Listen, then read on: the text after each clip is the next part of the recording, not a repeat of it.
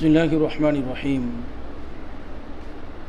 अल्हम्दुलिल्लाहि रब्बिल आलमीन वस्सलातु वस्सलामु अला सय्यिदिल मुरसलीन व अला आलिहि व सहबिहि व अला मन तबिअहुम बिइहसान इला यौमिद्दीन व बाद अल्लाहुम्मा वफ़िक़ना लिमा तुहिब्बु व तर्दा रब्बी यस्सिर व ला तुअस्सिर व तम्मिम बिल खैर व बिका नस्तईनु या फत्ताह अल्लाहुम्मा सल्लि अला सय्यिदिना मुहम्मदिन नबिय्यिल उम्मी व सल्लिम तस्लीमा। बिस्मिल्लाहिर्रहमानिर्रहीम। किताबुस सौम बाबु उजूबी सौम रमज़ान।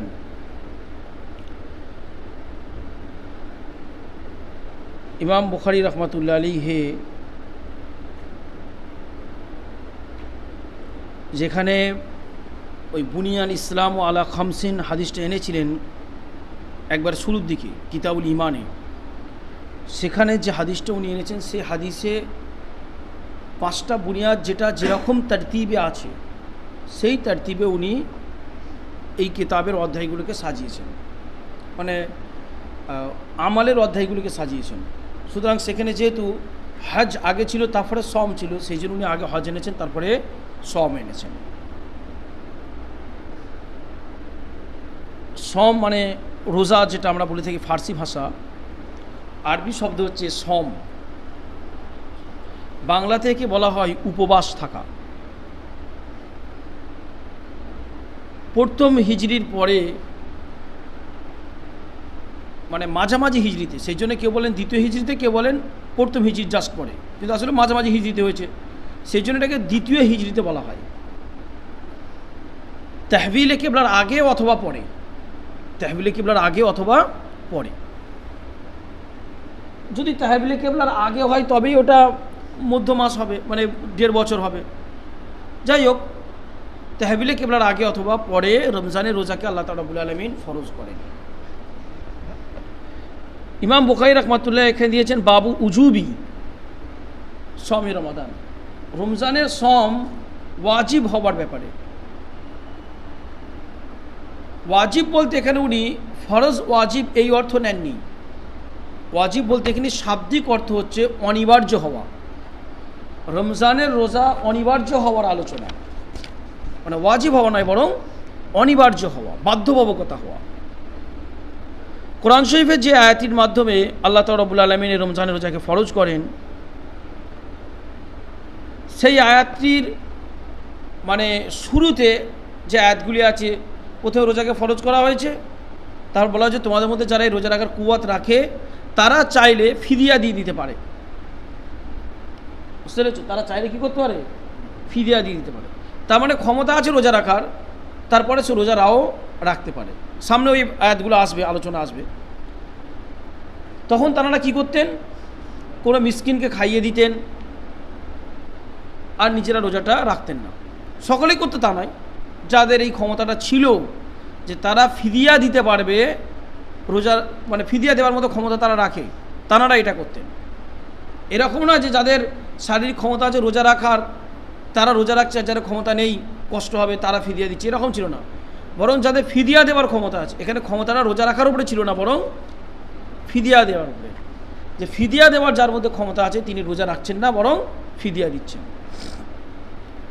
তারপরে আয়াত নাজির হয় যে তোমাদের মধ্যে যে এই মাসটা পাবে, ফামান ওয়াজাদা মিনকুমুশ শাহরা ফালিয়াসুমহু, তোমাদের মধ্যে যে এই মাসটি পাবে তাকে কি করতে হবে? রোজাটা রাখতে হবে। তারপর থেকেই এটা রহিত হয়ে যায়। হযরত আব্দুল্লাহ ইবনে আব্বাস রাদিয়াল্লাহু তাআলা বলেছেন যে ফিদিয়া দেওয়ার ব্যাপারটা এখনও পর্যন্ত শেখে ফানি, যারা বিছানা সজ্জা হয়ে গেছে, যে সমস্ত বয়স্ক লোকেরা বা খুব রোগগ্রস্ত যারা, অথবা হামেলা এবং মুরদিয়া, গর্ভবতী মহিলা এবং যিনি দুধ পান করাচ্ছেন, এনাদের জন্য এখনও বাকি আছে।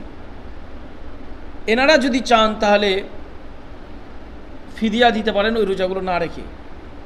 কিন্তু যার পরে কাজা করার মানে সুযোগটা আসবে সে কাজাটা করবে। যেমন মুরদিয়া যদি হয়, হামেলা যদি হয়, তাই তারপরে কাজা করার সুযোগ আসবে ইনশাল্লাহ, তাহলে সে কাজা করবে।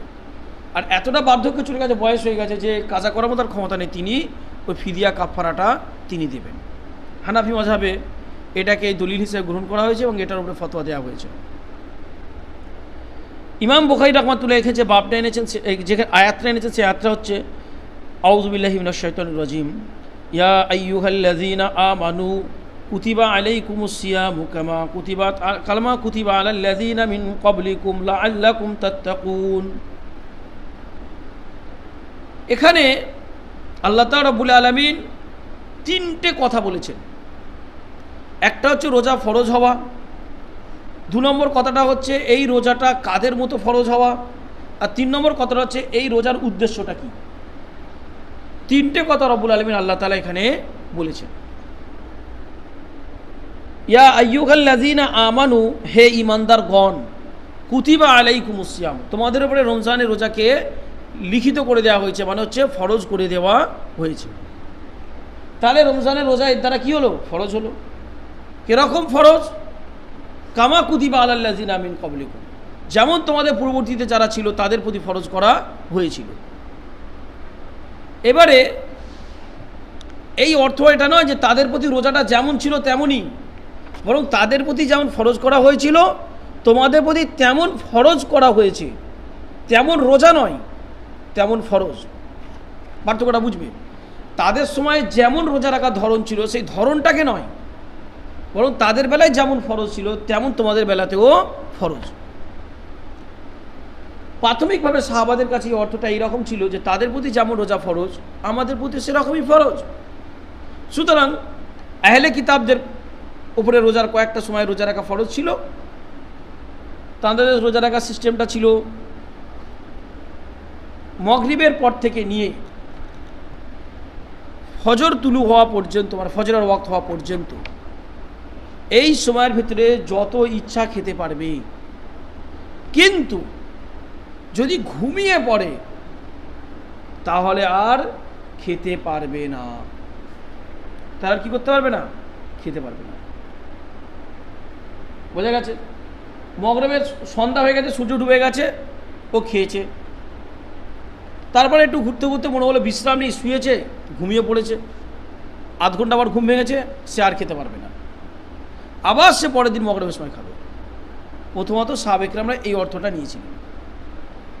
একজন সাহাবী, সামনে হাদিসটা আসবে, তিনি মাঠে কাজ করেন, বাগানে কাজ করেন, রোজা অবস্থায় ছিলেন, রোজা রেখেছিলেন। তিনি বাড়িতে এসেছেন, এসে তাঁর স্ত্রীকে বললেন কিছু খাবার আছে ইফতারের? বললেন কিছু নেই, তবে আপনি বসুন, আমি আশপাশ থেকে দেখছি যদি কারোর কাছে কিছু চেয়ে পাওয়া যায়।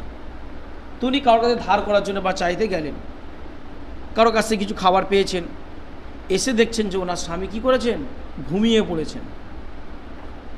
তাহলে উনি আর খেতে পারবেন না। পরের দিনে উঠে উনি কাজে গেছেন, দিন যেই একটু চড়া হয়েছে, তার মানে হয়তো 8টা-10টা এরকম হবে, তখন উনি বেহুশ হয়ে গেছেন। বুঝতে পেরেছ? রাসূলুল্লাহ সাল্লাল্লাহু আলাইহি ওয়াসাল্লামের কাছে সংবাদটা আসলো। আবার একটা ঘটনা ঘটেছে, মানে দুটো ঘটনা হয় একই দিনের অথবা কিছুদিন ছাড়া ছাড়া, তারপরে এই আয়াতগুলো নাজিল হয়েছে।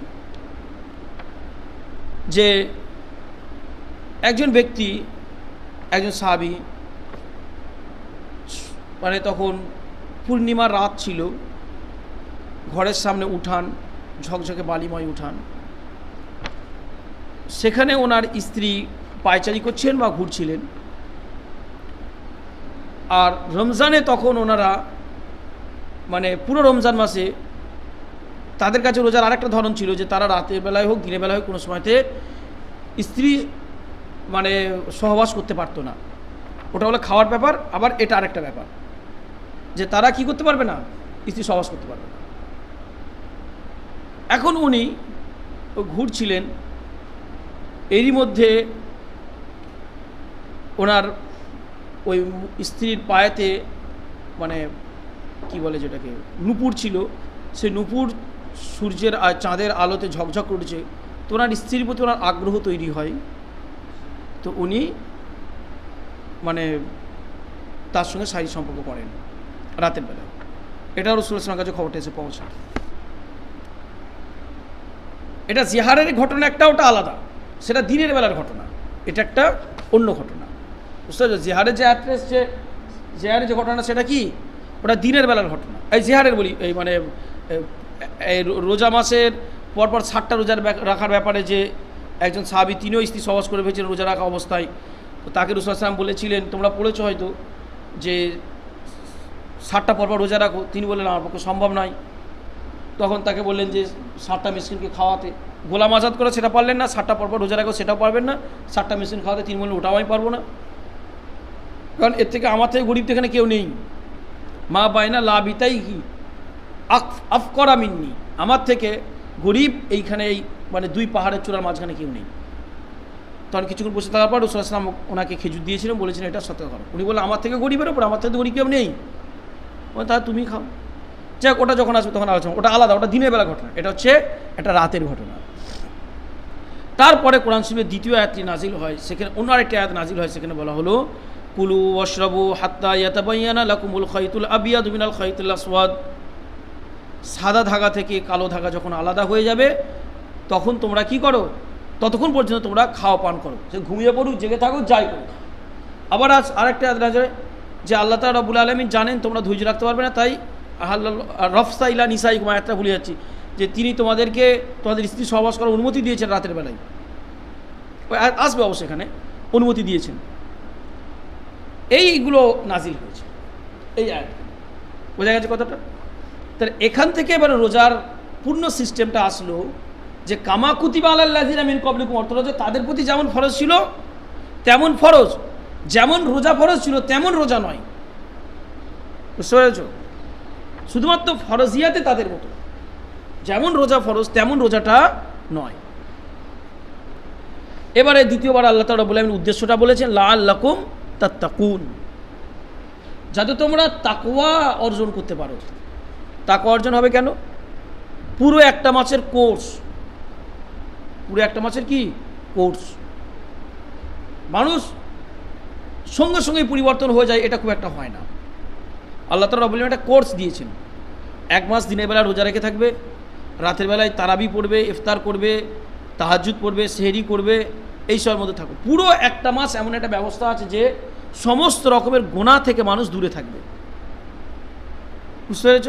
তাহলে একটা মাস যখন তারা পুরো গুনাহ থেকে নিরাপদ থাকবে, তাহলে অভ্যস্ত হবে নামাজের উপরে, রোজার উপরে, খোদাফিরুতার উপরে, তাহাজ্জুদের উপরে, এটার প্রতি কী হবে? অভ্যস্ত হবে।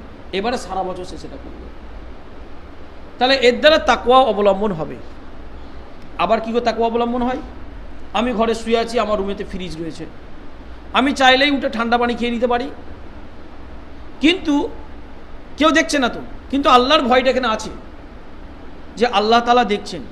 দেখো কত সূক্ষ্ম ব্যাপার এখানটাতে, যে রোজা মাসে প্রতি মুহূর্তে এই চেতনাটা মনের ভেতরে থাকে যে এটা কাউকে দেখানোর জন্য করছি না, এটা আল্লাহ তাআলা সন্তুষ্টির জন্য করছি, আল্লাহ তাআলা আমাকে দেখছেন, আমি চাইলে পানিটা খেতে পারি কিন্তু খাচ্ছি না, কেউ নেই, কিন্তু আমার মনের ভেতরে আছে যে আল্লাহ তাআলা আমাকে দেখছেন। এই কাজটা, এই যে একটা মাসের এই অভ্যাসটা, এটা সারা বছর রাখতে হবে যে আমার প্রত্যেকটা কাজ আমার আল্লাহ দেখছেন। লাআল্লাকুম তাত্তাকুন, এইটাকে বোঝানো হয়েছে লাআল্লাকুম তাত্তাকুন, তাকওয়ার পথ অবলম্বন করে। ভাষার সংযত থাকবে, কর্মে বিনয় থাকবে, ভাষার বিনয়তা থাকবে, এই সব কিছুই লাআল্লাকুম তাত্তাকুনের অন্তর্ভুক্ত। ইমাম বুখারী রাহমাতুল্লাহ আলাইহি হয়তো এইদিকে খেয়াল করেই এই আয়াতটা এনেছেন, যেহেতু এই আয়াতটা এই 3টে জিনিসকে, রোজার ফরজ হওয়া, কীরকম ধরনের ফরজ সেটা, এবং উদ্দেশ্য, এই 3টেকে এই আয়াত শামিল করেছে নিজের ভেতরে, হয়তো এই জন্য এই আয়াতটাকে এখানে উনি চুজ করেছেন, এবং খুব জামে একটি আয়াত, সমস্ত আয়াতই জামে কোরআন শরীফের। রোজার সংজ্ঞা হলো আল-ইজতিনাব আনিল আকলি ওয়া শুরবি ওয়াল জিমা মিন তুলুইল ফাজরি ইলা গুরুবিশ শামস, ফজর তুলু হওয়া থেকে নিয়ে সূর্য ডোবা পর্যন্ত খাওয়া পানাহার, ওই একসঙ্গে বলা যায়, খাওয়া পান করা এবং শারীরিক সম্ভোগ যেটা, স্ত্রী সম্ভোগ যেটা, সেটা থেকে বিরত থাকা। পানাহার বলে খাওয়া দাওয়া দুটোই, যে পান ও আহার দুটো একসঙ্গে থেকে যায়।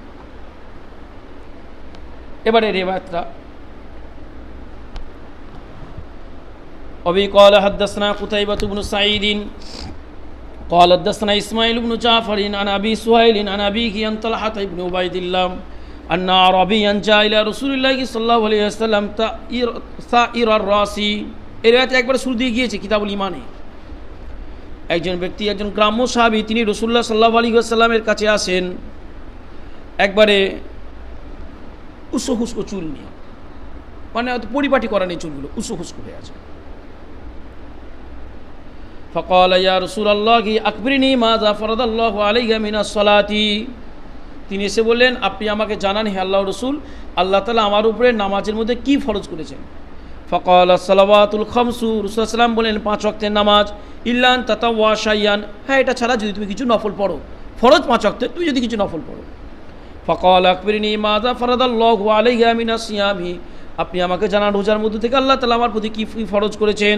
ফাকাল শাহরা রমাদানা, শাহরু রমাদানও পড়া যাবে।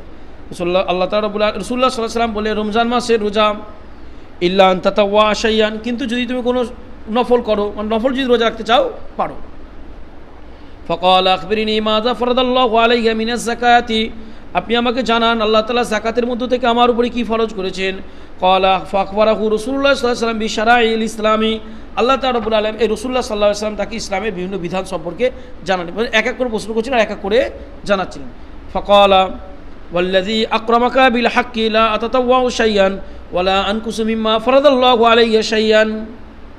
ওই ব্যক্তি চলে যাচ্ছেন, যেতে বলছেন যে ওই সত্তার কসম যিনি আপনাকে হক দিয়ে সম্মানিত করেছেন, নবুয়ত দিয়ে সম্মানিত করেছেন, আমি কোনো নফল করব না, মানে কোনো বাড়াবাড়ি করব না, আর যেটা ফরজ করেছেন আল্লাহ তাআলা আমার উপরে সেটা থেকে আমি কমাবো না। কিতাবুল ইমানের রিওয়ায়াত ছিল লা আযীদু আলা হাযা ওয়ালা আনকুসু মিনহু। ফাকালা রাসূলুল্লাহ সাল্লাল্লাহু আলাইহি ওয়াসাল্লাম তখন বললেন আফলাহা ইন সাদাকা, ও সফল হয়ে গেছে যদি সত্য করে ফেলে, মানে এই যে কথাটা বলে গেছে যদি সত্য করে ফেলে তাহলে কি হয়ে গেছে, সফল হয়ে গেছে। আও দাখালাল জান্নাতে ইন সাদাকা, অথবা রাসূল সাল্লাল্লাহু আলাইহি ওয়াসাল্লাম বলেছেন ও জান্নাতে প্রবেশ করে ফেলেছে যদি সত্য করে ফেলে। তাহলে এখানে ইমাম বুখারীর মধ্যে এটা আনিয়ে দেখিয়েছেন যে রমজানের রোজাটাকে আল্লাহ তাআলা বলে আমি কি করেছেন, ফরজ করেছেন। অবে ক্বালা হাদাসনা মুসাদ্দাদুন ক্বালা হাদাসনা ইসমাঈলু, মুসাদ্দাদ মানে মুসারহাদ ওনার পিতা, আন আইয়ুব আন নাফি'in আন ইবনে উমর রাদিয়াল্লাহু আনহুমা ক্বাল সামান নবী সাল্লাল্লাহু আলাইহি ওয়াসাল্লাম ইয়াওমা আশুরা ওয়া আমারা বিসিয়ামিহি ফালাম্মা ফুরিদা রমাদানু তুরিকা ওয়া কানা আব্দুল্লাহি লা ইয়াসুমুহু ইল্লা ইওয়াফিকা সাওমাহু। আশুরা রোজা রাসূল সাল্লাল্লাহু আলাইহি ওয়াসাল্লাম রেখেছেন, আর আশুরা রোজা মিশকাতে আলোচনা হয়েছে মক্কা লোকের আগে থেকেই রাখতো, এরকম নয় যে রাসূল সাল্লাল্লাহু আলাইহি ওয়াসাল্লাম মদিনা শরীফে এসেছেন ইহুদিদের কাছ থেকে জানতে পেরেছেন, এরকম নয়। আয়েশা রাদিয়াল্লাহু আনহার রিওয়ায়াত আসবে স্পষ্টভাবে, অন্যান্য সাহাবীদের রিওয়ায়াত আসবে মক্কা থেকেই রাখতেন। মদিনাতে এসে একটা রোজা বাড়িয়েছেন, ইহুদিরা যখন রোজা রাখছে জানছেন ওরা এই দিনে রাখছে, রসুলের মধ্যে আমরা তো এই ব্যাপারে বেশি হকদার রাখি মুসার ব্যাপারে আলাইহিস সালাম, তাহলে আমরাও রোজা রাখবো। তো উনি একটা রোজা কী করেছেন, বৃদ্ধি করে দিয়েছেন, রাখা শুরু করেছেন তা নয়, কিন্তু এই বৃদ্ধি রোজাটা রাসূলুল্লাহ সাল্লাল্লাহু আলাইহি ওয়াসাল্লাম রাখতে পারেননি। ব্যাপারটা এবার বোঝো, ইহুদিদের কাছ থেকে রাসূলুল্লাহ সাল্লাম জেনে যদি রোজা রাখতেন তাহলে শুরু থেকেই ওটা হতো, তিনি তো আগে থেকেই রোজা রেখে আসছেন। আশুরার রোজা আগে ফরজ ছিল, রমজানের রোজা ফরজ হতে রহিত হয়ে যায়। তাহলে আশুরার রোজা কেন ফরজ ছিল, নিয়মটা হচ্ছে শরিয়াতের নিয়মটা হচ্ছে পূর্ববর্তী কেতাবে যদি কোনো জিনিস নাজিল হয়ে থাকে সেটাকে বাধ্য করা হয়ে থাকে, এই শরিয়াতে মানে শরিয়াতে মুহাম্মাদিতে যদি সেই ব্যাপারে নতুন করে কোনো কথা না আসে তাহলে সেটা বাধ্যবাধকতাই থাকবে। সুতরাং সেখানে আশুরা ছিল তাই আশুরা ছিল, আশুরা রোজা রাখা হতো, মক্কা শরীফ থেকে রেখে আসছেন। মদিনা শরীফে 1 বছর আশুরা রোজা রাখা হয়েছে, দ্বিতীয় বছরে আশুরা আসার আগেই রমজান রোজা ফরজ হয়ে যায়, সেটা রহিত হয়ে যায়। মদিনা শরীফে রাসূলুল্লাহ সাল্লাল্লাহু আলাইহি ওয়াসাল্লাম শেষের দিকে এসেছেন, তখন জানতে পারছে ইহুদিরাও রোজা রাখে। সব বললেন তাহলে তো আমি আরেকটা রোজা বাড়িয়ে দেবো, ওদের সঙ্গে মুওয়াফাকাত আমি করবো না। রাসূলুল্লাহ সাল্লাল্লাহু আলাইহি ওয়াসাল্লাম বলে দিলেন হয় একদিন আগে নয় একদিন পরে একটা রোজা কী করো, বাড়িয়ে দাও। রাসূলুল্লাহ সাল্লাল্লাহু আলাইহি ওয়াসাল্লাম বলেছেন যদি আমি সামনে বছরে পাই তাহলে একটা রোজা বাড়িয়ে রাখবো, কিন্তু রাসূলুল্লাহ সাল্লাল্লাহু আলাইহি ওয়াসাল্লাম সামনে বছর আর পাননি।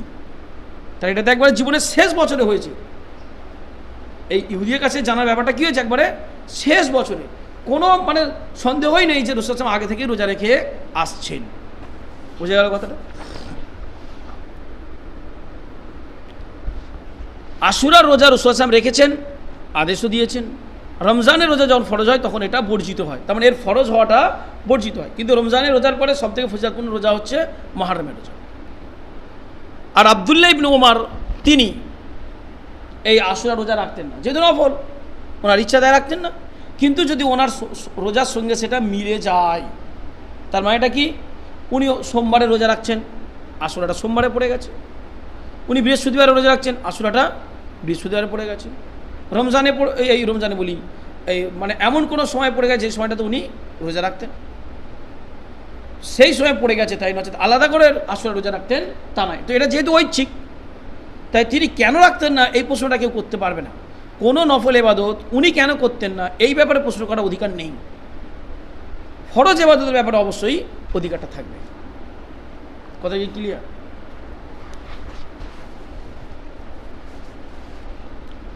وبه قال حدثنا قتيبة بن سعيد قال حدثنا الليث عن يزيد بن أبي حبيب أن عراق بن مالك حدثه أن عروة رضي الله تعالى عنه أخبره أن عائشة رضي الله عنها أن قريشا كانت تصوم يوم عاشوراء في الجاهلية قريشরাও জাহিলিয়াতে আশুরা রোজা রাখতেন।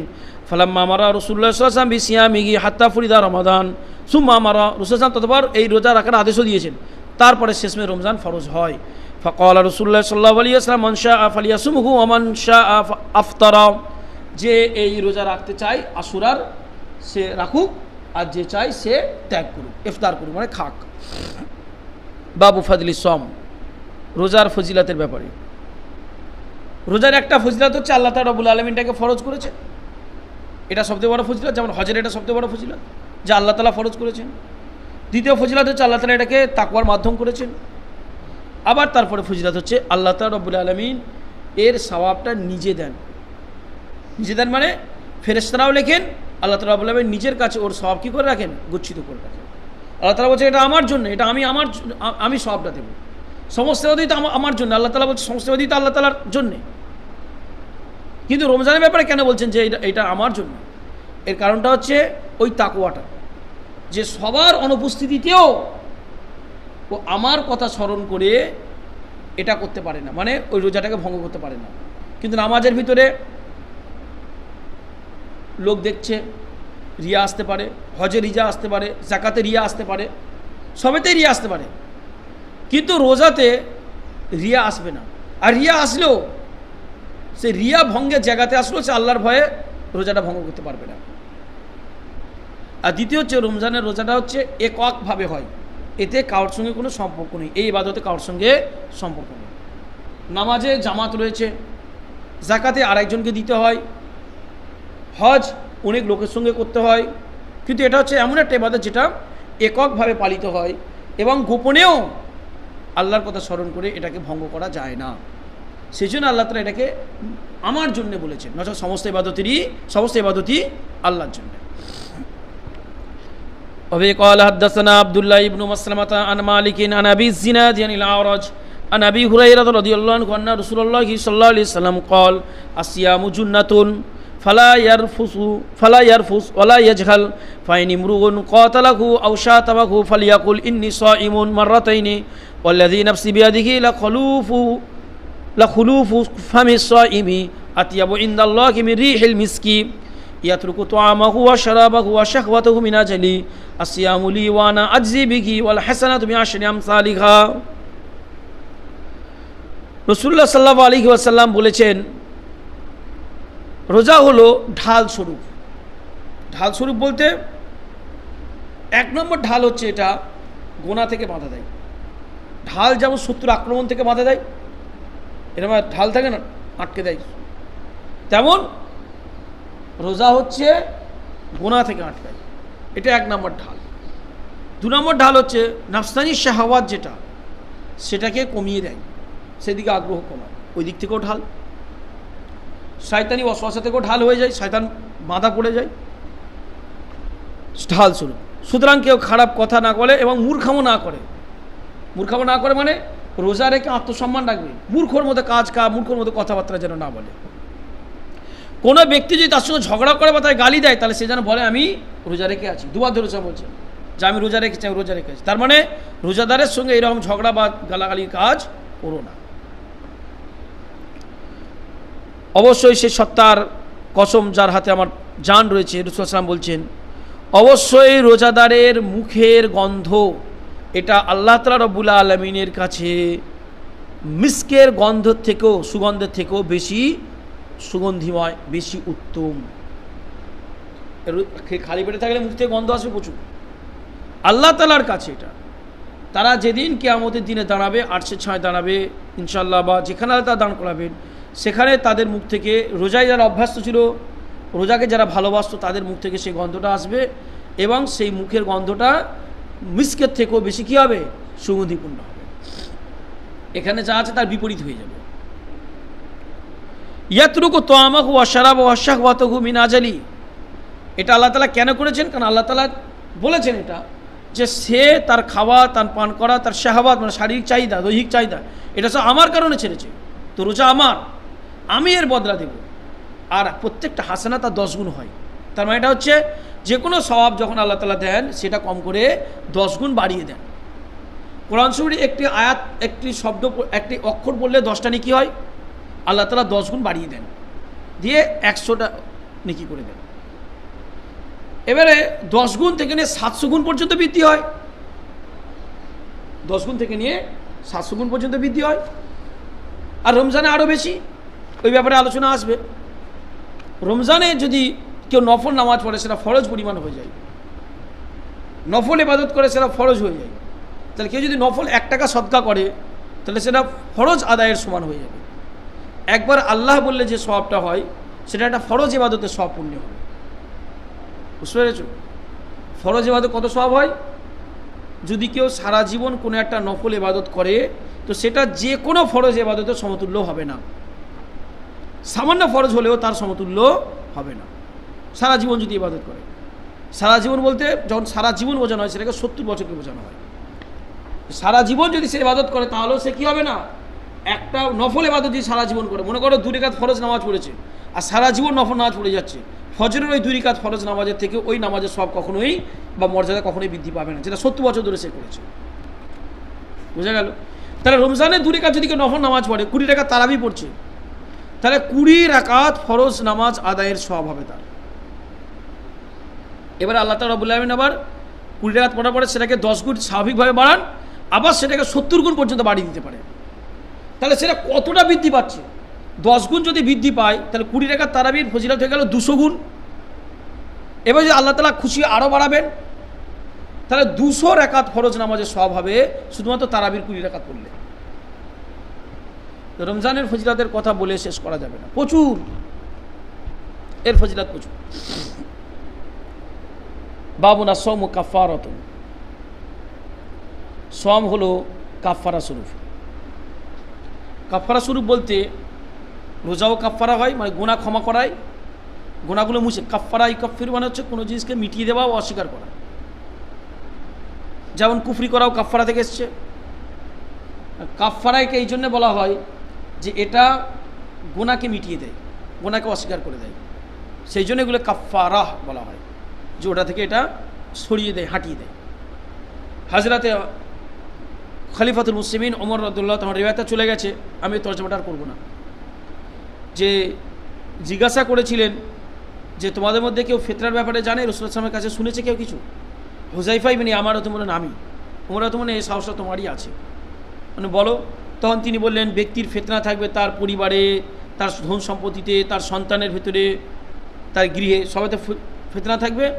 আর এই ফিতনাতে মানে পরীক্ষা, ভুল ভ্রান্তি যেগুলো হবে এর গুনাহগুলো নামাজ, রোজা, সাদকা এগুলো সব কী করবে? ক্ষমা করিয়ে দেবে। তাহলে এখানে বোঝা গেল যে রোজাটাও আছে যেটা ওই গুনাহগুলোকে কী করিয়ে দেয়, এতে যে ত্রুটিগুলো হয়ে যাবে সেই ত্রুটিগুলোকে ক্ষমা করিয়ে দেবে। এটা হচ্ছে এই বাবের মূল উদ্দেশ্য। ওমর রাদিয়াল্লাহু বলেছেন না, আমি এটা বলতে চাইনি, সমুদ্রের ঢেউয়ের মতো যে ফিতনা আসবে সেই ফিতনার কথা বলতে চাইছি। তখন তিনি বলেছিলেন যে আপনার আর সেই ফিতনার মাঝে কোনো সম্পর্ক নেই, একটা বাধা আছে, একটা বন্ধ দরজা আছে। ওরা তো বললেন সে বন্ধ দরজাটা কি খোলা হবে না ভাঙা হবে? উনি বলে ভাঙা হবে। তাহলে তার কখনোই বন্ধ করা হবে না। তারপরে আমরা মাসরুককে বললাম যে জিজ্ঞাসা করো তো, ওনার সঙ্গে কিছু থাকে না, শিক্ষক একটু মানে গম্ভীর টাইপের হন, অকার হাইবাতওয়ালা হন, সবাই ফট করে কথা বলতে পারে না, যার সঙ্গে খাতির বেশি তাকে একটু হুজুরকে একটু বল না এই ব্যাপারটা। তা আমরা মাসরুককে বললাম জিজ্ঞাসা করো তো যে ওমর রাদিয়াল্লাহু তখন কি জানতেন যে ওই দরজাটা কে? তখন জিজ্ঞাসা করেন, উনি বলে হ্যাঁ জানেন। যেমন উনি জানেন যে রাতের পরে আবার দিনের পরে আবার রাত আসবে, সেরকমভাবে তিনি জানতেন। আমরা জিজ্ঞেস করলাম কে ওই দরজাটা? তখন হুযায়ফা রাদিয়াল্লাহু বললেন সেটা হচ্ছে ওমর ফারুক রাদিয়াল্লাহু তাআলা। উনি যতদিন বা হায়াতে ছিলেন, যতদিন হায়াতে ছিলেন ততদিন পর্যন্ত ইসলামের প্রতি কোনো ফিতনা আসেনি। ওনার ইন্তেকালের পর থেকে উসমান রাতুন যখন আসেন তখন এই বালওয়াইরা মানে বিদ্রোহীরা ওনার প্রতি হামলা করে, ওনাকে শহীদ করে, তার এইসব ফেতনা ফাসাদগুলো ইসলামী সাম্রাজ্যের ভেতরে এগুলো আসে। খেলাফতের ছায়া মুসলমানদের প্রতি যতদিন ছিল, ভেতরের কিছু ঝামেলা ছিল ঠিকই, কিন্তু বাইরে থেকে কেউ কিছু করতে পারেনি। খেলাফতে উসমানিয়ার সময়তেও তাই হয়েছে। খেলাফতে উসমানিয়া ওয়াহাবি এবং ইংল্যান্ডের খ্রিস্টানদের চক্রান্তে যখন শেষ হয় ততদিন পর্যন্ত এরকম ছিল যে বাইরে থেকে কিছু করতে পারেনি। বুঝতে পেরেছ? ইস্তাম্বুলে বসেই ফ্রান্স এবং জার্মানিকে ধমকি দিয়ে দিয়েছিলেন যে রাসূলুল্লাহ সাল্লাল্লাহু আলাইহি ওয়াসাল্লামের বিরুদ্ধে ওই কার্টুন সব করলে এখান থেকে সমস্যা তৈরি করা হবে, সেখান থেকে বন্ধ হবে। কিন্তু এখন বাবাজিদের মুখে কথা নেই। যাক, এসব তো অনেক লম্বা কথা হয়ে যাবে। তা এই রেওয়ায়তটা আমি পুরোটাই অর্থ বলে দিয়েছি, এটা এবার রিডিং করে দিচ্ছি। বলেছিলাম অর্থ বলবো না, কিন্তু ওটা বলতে বলতে বলা হয়ে গেছে। অবি قال حدثنا علي بن عبد الله قال حدثنا سفيان قال حدثنا جامع عن ابي وائل عن حذيفه رضي الله عنه قال قال عمر رضي الله عنه من يحفظ حديث النبي صلى الله عليه وسلم في الفتنه قال حذيفه انا سمعته يقول فتنه الرجل في اهله وماله وجاره يكفرها الصلاه والصيام والصدقه قال ليس اسال عن ذي انما اسال عن التي تموج كما يموج البحر قال ان دون ذلك بابا مغلقا قال فيفتح أو يكسر قال يكسر قال ذاك أجدر أن لا يغلق إلى يوم القيامة قلنا لمسروق سله وكان عمر يعلم من الباب فسأله فقال نعم كما يعلم أن دون غد ليلة باب الريان للصائمين রায়ান হচ্ছে একটা দরজার নাম, যেখান থেকে রোজাদাররা ঢুকবে, যেখান থেকে শুধুমাত্র রোজাদাররা ঢুকবে জান্নাতে, জান্নাতের একটা দরজা। অনেকে কনফিউজ হয় যে রোজাও রেখেছে, নামাজও পড়েছে, হজও করছে, যাকাতও করছে, সবারই তো দরজা আছে, মানে সবার নামেতেই কি আছে? দরজা আছে। তাহলে এই সব ইবাদত করলে সে কোন দরজা থেকে যাবে? সে তো রোজাও রেখেছে, সে কি করেছে? রোজাও রেখেছে। বিষয়টা আসলে ঠিক এই রকম ধরনের নয়, বিষয়টা আসলে ঠিক এরকম ধরনের। বিষয়টা হচ্ছে প্রত্যেকটা ইবাদতের জন্য আল্লাহ তাআলা রব্বুল আলামিন নাম দিয়েছেন তার দরজার, ওটা সেই ইবাদতের সম্মানার্থে। ব্যক্তি চাইলে তার যে ইবাদতের প্রতি তার সবথেকে বেশি আগ্রহ, সবথেকে বেশি ভালোবাসা ছিল, সে চাইলে তার ওই নামের সেই দরজা থেকে ঢুকতে পারবে।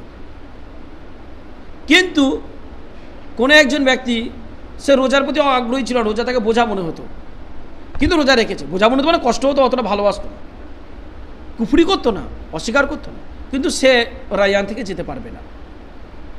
এই রকম ধরনের একটা ব্যাপার। নচেত পুরো সে জান্নাতের ভিতরে গিয়ে আলাদা করে রোজাদারদের জন্য আলাদা জায়গা থাকবে, এদের জন্য আলাদা জায়গা থাকবে, এরকম হবে না। ওটা শুধু একটা প্রবেশ পথ। রাসূলুল্লাহ সাল্লাল্লাহু আলাইহি ওয়াসাল্লাম, তোমরা কিতাবুল ঈমানে পড়েছো, রাসূল সাল্লাল্লাহু আলাইহি ওয়াসাল্লাম বলেছেন যে এই কাজটা যে করবে সে জান্নাতে এই দরজা দিয়ে যাবে, যেই কাজটা করে সেই দরজা দিয়ে যাবে, যেই কাজটা করে সেই দরজা দিয়ে যাবে। হয়তো আবু বকর বলেন, কাউর যদি এরকম হয় যে সে সমস্ত ইবাদতই করেছে, তাকে কি তাহলে প্রত্যেকটা দরজা থেকেই ডাকা হবে যে আমার কাছে এসো, এদিক থেকে এসো? তার মানে হচ্ছে প্রত্যেকটা দরজায় যে সমস্ত ফেরেশতারা আছেন ওয়েলকাম করার জন্য, বা গিলমানরা আছেন ওয়েলকাম করার জন্য, তাকে ডাকবে এদিক থেকে আসুন, আমার দিক থেকে আসুন। তো রায়ান থেকেও ডাকা হবে, এদিক থেকে আসুন, সবার থেকে ডাকা হবে। তখন রাসূলুল্লাহ সাল্লাল্লাহু আলাইহি ওয়াসাল্লাম আবু বকরকে বললেন যে হ্যাঁ, এরকম যদি কেউ হয় যে সমস্ত রকমের ইবাদতগুলো আল্লাহর জন্য করেছে, তাকে সমস্ত দরজা থেকেই ডাকা হবে, আর আমি আশা করছি তুমি তাদের মধ্যেই হবে। তো উনি একা নন, তার মানে রাসূল সাল্লাল্লাহু আলাইহি ওয়াসাল্লাম বলেছেন আমি আশা করছি তুমি তাদের মধ্যেই হবে, তাদেরকে সমস্ত দরজা থেকে ডাকা হবে। আল্লাহ তাআলা সকলকে তৌফিক দান করুন। أبي قال حدثنا خالد بن مخلد قال حدثنا سليمان بن بلال قال حدثنا أبو حازم عن سهل عن النبي صلى الله عليه وسلم قال إن في الجنة بابا يقال له الريان يدخل منه الصائمون يوم القيامة। অবশ্যই জান্নাতে একটি দরজা রয়েছে যার নাম হচ্ছে রায়্যান, সেখান থেকে রোজাদাররা কিয়ামতের সময় প্রবেশ করবে। লা ইয়াদখুলু মিনহু আহাদুন গায়রুহুম, তারা ছাড়া আর কেউ প্রবেশ করবে না। ইউকালু আইনা সাইমুন, বলা হবে রোজাদাররা কোথায়? ফায়াকুমুনা, তারা সকলে দাঁড়াবে। লা ইয়াদখুলু মিনহু আহাদুন গায়রুহুম, সুতরাং সেই দরজা থেকে তারা ছাড়া কেউ প্রবেশ করবে না। ফাইদা দাখলু উগলিকা, যখন তারা প্রবেশ করবে দরজা বন্ধ হয়ে যাবে। ফালাম ইয়াদখুল মিনহু আহাদুন, সেখান থেকে আর কেউ প্রবেশ করবে না। এর অর্থটা হচ্ছে এইটা, রোজাদাররা বলতে সবাই আসবে, কিন্তু রোজার প্রতি যাদের প্রেম ভালোবাসা বেশি ছিল তারাও এইখান থেকে, যারা তাকওয়ার পথ হিসাবে সেটাকে নিয়েছে, তারা এইখান থেকে চলে আসবে। তারা ছাড়া অন্য কেউ প্রবেশ করবে না, মানে তারা মন দিক থেকে তারা ওই দিকে যাবে, তারা অন্য দরজা থেকে ঢুকে পড়বে। এরকম হবে না তারা তাড়ানো হবে, না তোমরা এদিকে আসবে ওইদিকে যাও, এরকম হবে না। তারা নিজেরাই অন্য দরজা থেকে জান্নাতে প্রবেশ করে ফেলবে। বুঝলো কথাটা? স্বাভাবিকভাবেই। অবে قال حدثنا إبراهيم بن المنذر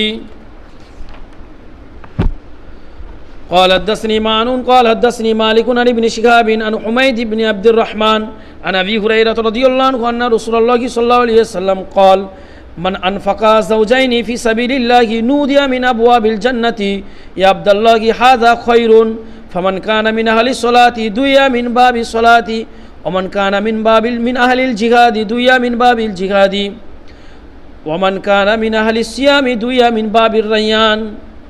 যে ব্যক্তি